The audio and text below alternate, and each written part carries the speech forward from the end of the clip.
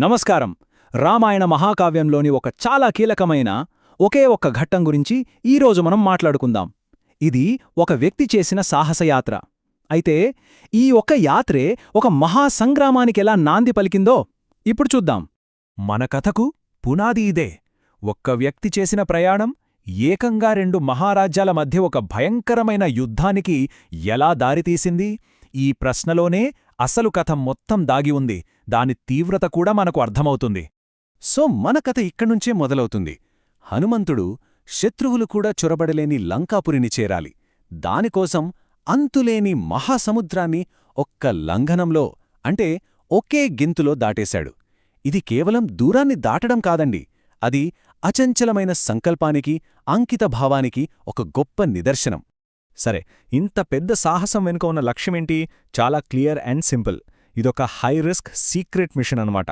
ఆ బంగారు లంకలోకి ఎవరికీ తెలియకుండా ప్రవేశించాలి.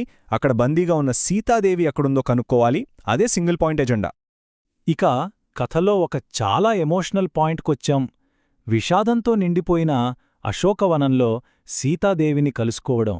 ఈ మొత్తం మిషన్ యొక్క అసలు ఉద్దేశం నెరవేరబోయే క్షణమిది. హనుమంతుడు సీతను కనుగొనే సమయానికి ఆమె పరిస్థితి చాలా దయనీయంగా ఉంది. తీవ్రమైన నిరాశ, సందేహాల మధ్య నలిగిపోతోంది. ఈ మాటలు ఆమె మనసులో ఉన్న బాధను మనకు చూపిస్తున్నాయి.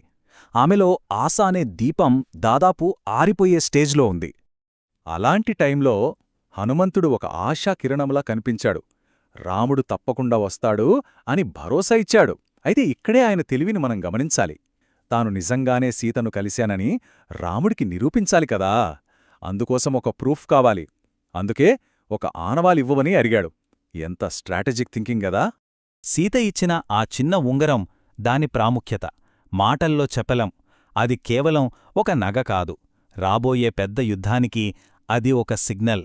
రాముల్లో ఆశను నింపి ఆయన దుఃఖాన్ని యుద్ధ సంకల్పంగా మార్చే శక్తి ఆ చిన్న ఉంగరానికే ఉంది.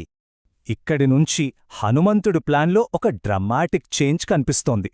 ఇప్పుడుదాకా సైలెంట్గా ఒక గూఢచారిలా వచ్చిన ఆయన ఇప్పుడు తన అసలు శక్తిని, రౌద్రాన్ని చూపిస్తాడు. ఈ మార్పు ఊరికే కోపంతో చేసిందిగాదు, రావణుడికి ఒక వార్నింగ్ ఇవ్వడానికి వేసిన పక్కా ప్లాన్ అన్నమాట.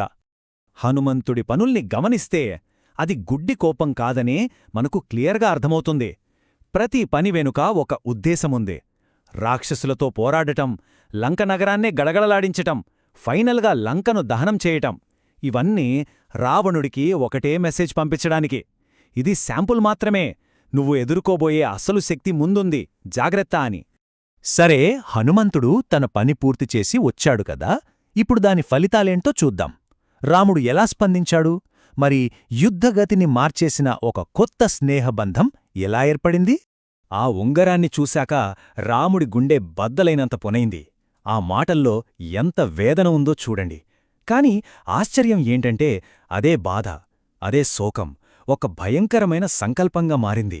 ఇక్కడ మనం గమనించాల్సిందేంటంటే ఒక్కొక్కసారి మన బలహీనతే మన అతిపెద్ద బలంగా ఎలా మారుతుందో. ఇక్కడే కథలోకి ఒక ఊహించని వ్యక్తి వస్తాడు. రావణుడి సొంత తమ్ముడు విభీషణుడు. ఇదొక పెద్ద కాన్ఫ్లిక్ట్. ఒకవైపు రావణుడు, అతని అహంకారం, అధర్మం. మరోవైపు విభీషణుడు, అతను నమ్మిన ధర్మం. సొంత అన్నైనా సరే తప్పుని తప్పు అని చెప్పే ధైర్యం విభీషణుడిది. విభీషణుడు తన అన్నను వదిలి రాముడి దగ్గరికి రావడం, ఇది రాముడికి ఒక పెద్ద స్ట్రాటజిక్ విన్. ఎందుకంటే అతని ద్వారా లంక రహస్యాలు, రావణుడి బలహీనతలు అన్నీ ఇప్పుడు రాముడి చేతిలో ఉన్నాయి. ఒక ఇన్సైడర్ దొరికాడు. దీంతో యుద్ధం సగం గెలిచినట్టే కదా. సో హనుమంతుడి మిషన్ సక్సెస్ అయింది. ఇక మిగిలింది లంకపై దండయాత్ర. కాని దానికొక పెద్ద అడ్డంకి ఉంది. అదే మహాసముద్రం. ఇప్పుడు దాన్ని దాటడానికే చరిత్రలో నిలిచిపోయే ఒక అద్భుతం జరగబోతోంది.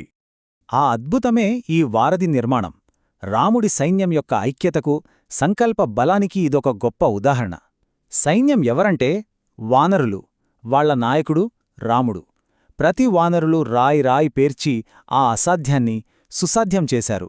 ఇది కేవలం రాళ్లతో కట్టిన వంతెన కాదు, అది వాళ్ల సంకల్పంతో కట్టిన ధర్మవారధి. ఇక ఆ క్షణం రానే వచ్చింది. వాళ్లు కట్టిన అద్భుతమైన వారధి మీద నుంచి వేల వేల వానర సైన్యం లంకవైపు నడుస్తోంది. ధర్మం అధర్మాన్ని ఎదుర్కోడానికి కదులుతోంది. ఇక జరగబోయేది ఒక మహాసంగ్రామం. ఈ విశ్లేషణను ఒక చిన్న ప్రశ్నతో ముగిద్దాం. ధర్మం కోసం ఒక సైన్యం కదిలినప్పుడు దానికి అడ్డు నిలవగలిగే శక్తి ఈ ప్రపంచంలో ఏదైనా ఉందా? ఈ ప్రశ్నకు సమాధానమే రామాయణ సారం. ఆలోచించండి.